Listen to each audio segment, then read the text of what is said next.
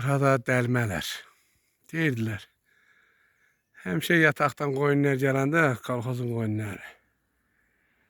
Burada gecəliyirdiler.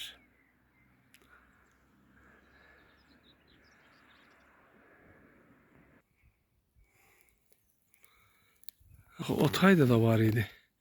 Birinin ağzı görükür. Görsən bura peyin olduğunu görsən. Buraya ne tel güydü. Vələmir. Sonra unluca buraya.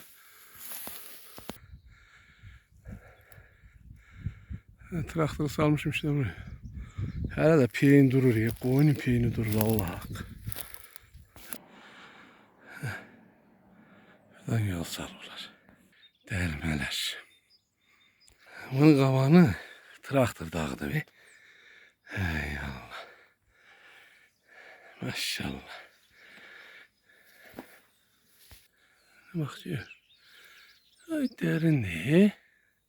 Obüsüne yolu var. Allah Allah. Bu da otayda içinde. Burada da çok değil, ağzını tutursan. Ağaç.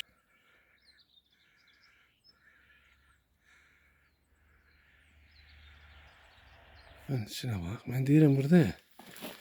Ermeniler kalırmış iyi. Bana bir şey versen. Şerefsiz. Bak ona yol var. Görsen ağzını bağlayayım.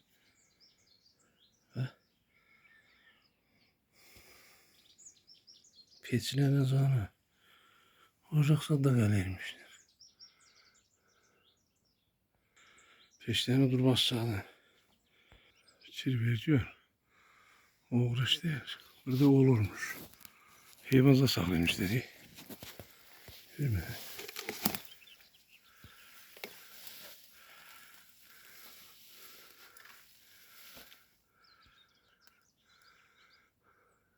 Ne bak. Konserva yermişler. Kaviyetten. Karavataza da var.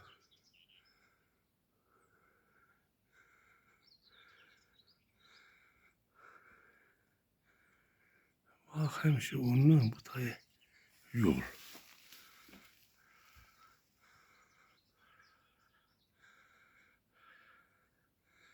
Şerefsizler. Burada olurmuş der. Konservaları Ermeni konservası. Bundan bilinir ki Ermeniler burada olurmuş. Allah belanızı versin. Bu da Laçına giden yoldu. Buraya keççilər deyirdiler dəlmələr. Burada nə kişilər gəlib gecəliyib gedib.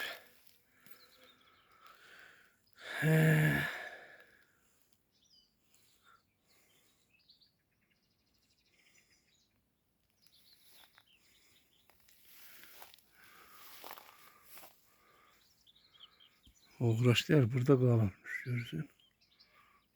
Buranın ağzını qayrıb qalırmışlar.